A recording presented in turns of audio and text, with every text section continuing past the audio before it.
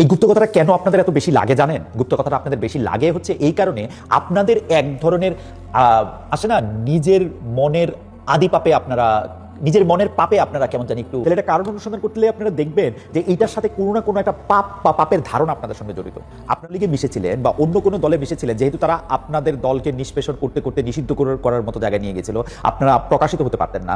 সেই সময় আপনারা এমন অনেক কাজ করেছেন যে কাজগুলো আপনাদের সঙ্গে যায় না। ছাত্রলীগের সাথে মিশে করেছেন। সেই দঙ্গলবাজির সময় আপনারা যে বেশি ছাত্রলীগ, সেটা প্রমাণ করার জন্য বড় বড় অন্যায়ের কিছু কিছু আপনারা করেছেন। সেই জন্য আপনাদের লাগে। তো আমি যদি মনে করি আজকে দেখেন, তারেক সাহেব এবং শফিক সাহেব দুজনেই বলতেছেন, যারা তাদেরকে গুপ্ত বলে তারা যদি আমাকে এসে গুপ্ত বলে, তাহলে কি আমার এটা লজ্জা লাগবে না? উনি আবার লজ্জা পাচ্ছেন। উনি বলতেছেন, তারেক সাহেব বলতেছেন যে যারা আপনাদের বিভ্রান্ত করার চেষ্টা করবে, দেখা মাত্র তাদেরকে বলবেন গুপ্ত তোমরা। বিভ্রান্ত করার চেষ্টা আবার কেমনে করে?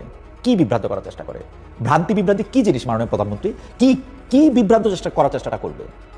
আর শফিক সাহেব, আপনি তো লজ্জা পেলেন কেন? বিভ্রান্ত করার চেষ্টা করবে, তাকে বলে দিবে গুপ্ত তোমরা। তাতে আপনাকে তো এত এত এত এত লজ্জা কেন লাগলো? যারা নিজেরা গুপ্ত থেকেছে তারা যদি আমাদেরকে গুপ্ত বলে, তাহলে আমাদের অনেক তাই কেমন লাগবে বলেন? ঘটনা কি? এবং এটার জন্য মারামারি কাটাকাটি করতে হবে?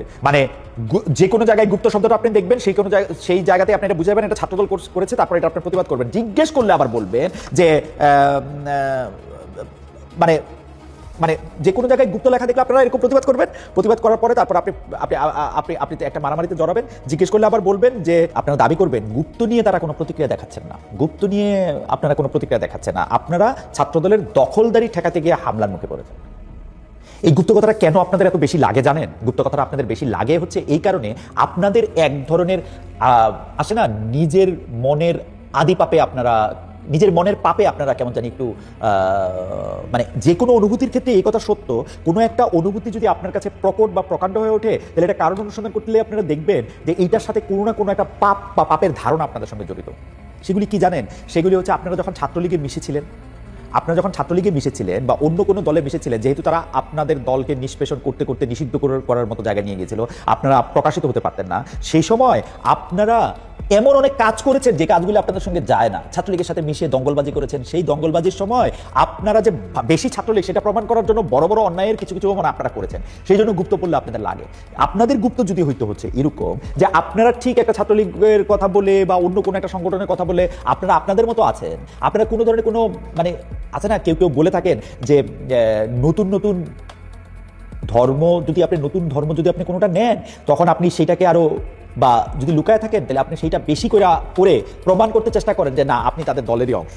যেমন ধরেন, আপনি যদি এখন কোনো খ্রিস্টান দলের সঙ্গে মিশে যান, আপনি অনেক শুকর খেয়ে মাংস খেয়ে আপনি প্রমাণ করতে চাবেন যে আপনি আসলে মুসলমান না, আপনি আসলে খ্রিস্টান, তাই না? সেরকম কোনো কিছু আপনি করছেন নিশ্চয়ই। সেই জন্য গুপ্ত বললে আপনারা তো লাগে। সেই জন্য গুপ্ত বললে আপনার কাছে মনে হয় যে সব তো বুঝে গেল। সেই জন্য যদি কেউ এরকম কথা বলে যে আমি কিন্তু জানি আপনি কি করেছেন লাস্ট সামারে, তখন আপনার কাছে মনে হয় যে হ্যাঁ, সত্যি তো জেনে তারপর আবার এই কথা এখন বলে দিবে কিনা, এইটা নিয়ে আপনি কাজ করবেন, তাই না? আপনাকে বলি, এই অনুভূতি, এই গুপ্ত বললেই আপনার গায়ে কাটা দেওয়া, আগুন লেগে যাওয়া, গুপ্ত বললেই বা কোনো থেকে লেখা দেখলেই আপনার এটা করতে পারা, এটা আপনি করেন না। এটা করার আর দরকার নাই। এটা করে আপনি এটা প্রমাণ করতে পারবেন না। ধরেন এটা করে আপনি গুপ্ত বললে যদি আপনার গায়ে লাগে, তাহলে আপনি প্রমাণ করতে চাইলেন যে আপনি আসলে গুপ্ত না। এটাকে আপনি প্রমাণ করতে পারবেন? আরো বেশি করে মনে হইব যে আপনি গুপ্ত, আরো বেশি করে মনে হইব যে আপনি ওটার সাথে সংশ্লিষ্ট। সুতরাং আপনি এটা করেন না। আপনি বরং বিভিন্ন সময় সোশ্যাল মিডিয়াতে এটা দেখি যে গুপ্ত হইলে কি হয়েছে, কত সময় তো কত ছদ্মবেশ নিতে হয়, কত রকম কত পরিচয়ের মধ্যে দিয়ে যেতে হয়, কত রকম করে তো হইলে তো কোনো অসুবিধা তো কোনো কিছু নাই। ইজিলি নেন, টেক ইট ইজি। সব কিছু নিয়ে এরকম মনে করেন একদম এত উত্তেজিত, এত ক্ষিপ্ত, এত প্রক্ষিপ্ত হওয়ার দরকার নাই। ঠিক আছে? এই দেশে শান্তি আসুক, শান্তি বিরাজ করুক, এটা আপনার যেমন চাওয়া, আমাদেরও সেরকম চাওয়া।